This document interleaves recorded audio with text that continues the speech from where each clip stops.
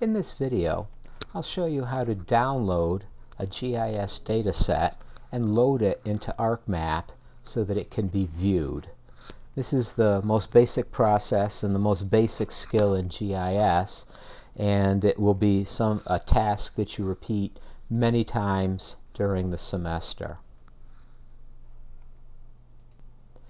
The dataset that we're going to use as a demonstration for this lesson, for this video, is available through Angel, and you should have the ability to reach an Angel group called ESC 399 Essentials of GIS, and if we choose that and go to the normal lessons folder, we'll discover that I've created a folder called Datasets, and inside of that you'll be able to see a zip archive, a zip file called countries.zip, which is a map of all the countries of the world, and including not just their spatial boundaries, but a whole bunch of information about each country.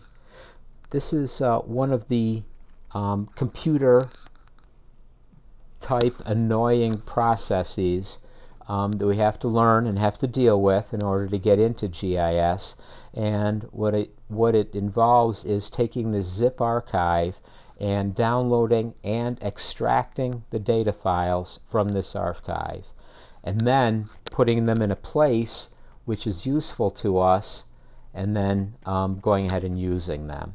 So in order to start this, I'll click on this data set.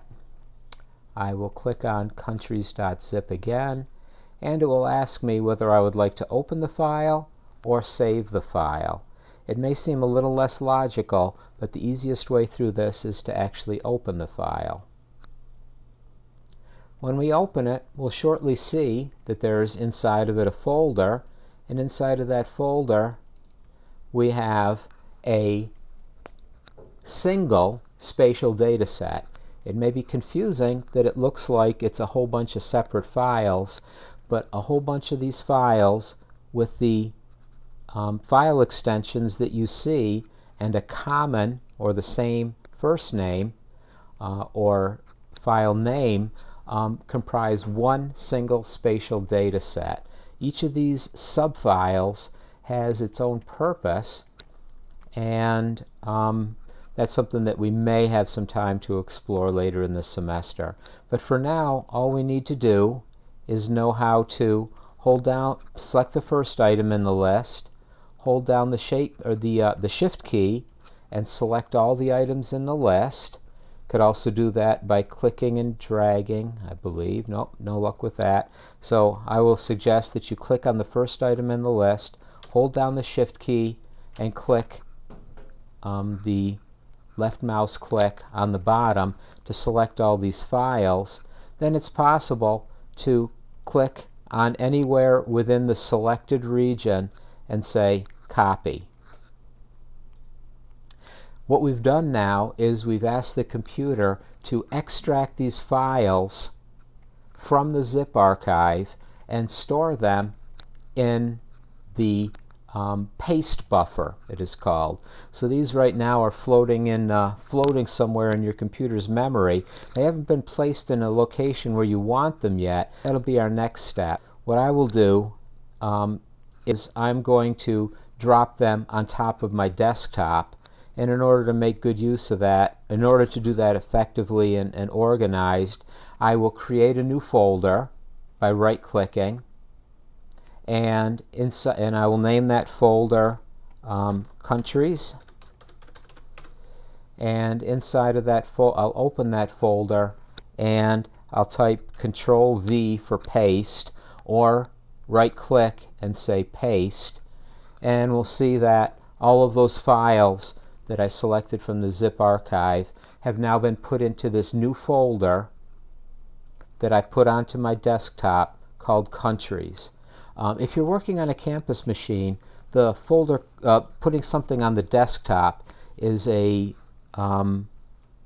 not a useful thing to do, because most of the computers on campus, when they are restarted, will delete all of the temporary files that are stored on the desktop.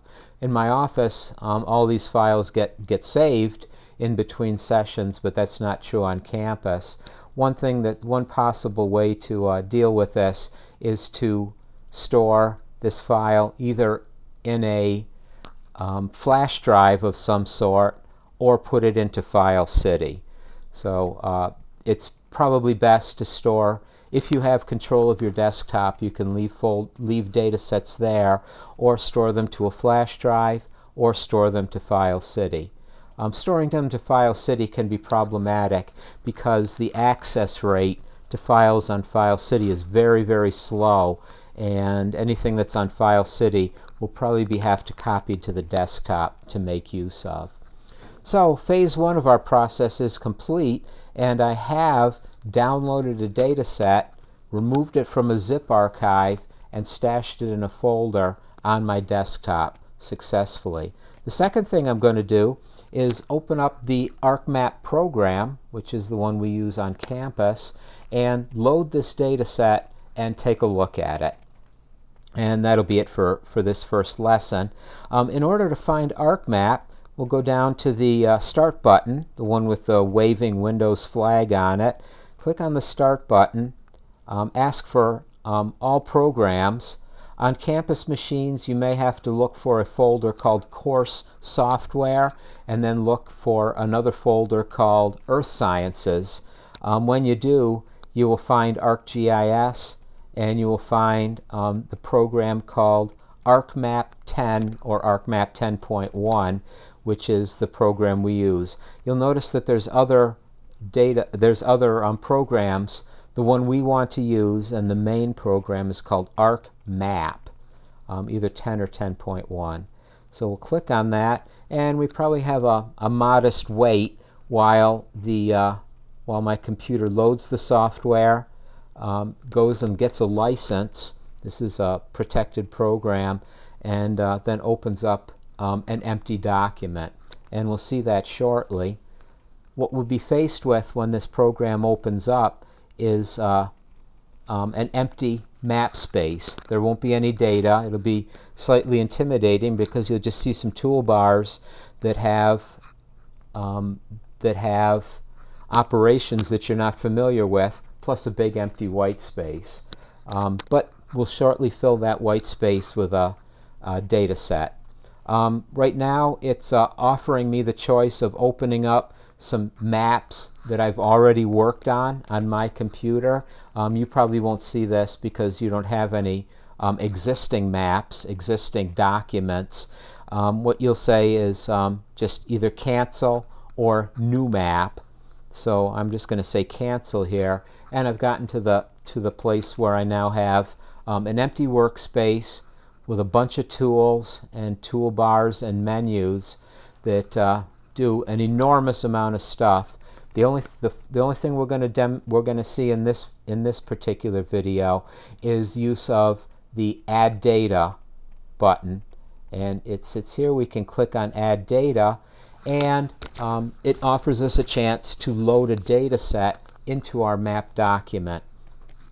This Add Data, right now it's not helping me find my desktop, and in fact on campus computers it will forget between every session where data might be stored. The way to get around that problem is to go to this button called Connect to Folder, which is the way that one instructs the computer to go look in a particular place for data. The place that I've stored my data, as you recall from earlier, is on my desktop. I created a folder and put it on the desktop. So I'm just going to say desktop and OK. I'm not going to try and use the Connect to Folder function to actually find my data set. I'm just going to tell it where to look. And once I've done that, I will have available to me the location that says desktop. If you've used File City, you would have to find File City. You'd have to add folder to File City, or you'd have to tell it to go find your flash drive. I know this seems to be taking a long time to explain, and it seems kind of intricate, but once you know how to do it, you can step through this whole process in 5 or 10 seconds to actually find your data set. And just as promised, on my desktop, I have this folder I created called Countries, and I click on it to open it up, and I see a single entry here. And the program, the ArcMap program, is smart enough, so to speak, to be able to recognize that disjointed group of files you saw before as a single spatial data set. And in order to open it, we have to choose it and use the Add button. And shortly, we should see all the countries of the world. There they are. And this is our first map, our first data set that we can now view. And I'm going to end the video here. The next set of steps will be to examine the character of one of these data sets and begin to learn how to symbolize it and access the data that's associated with it.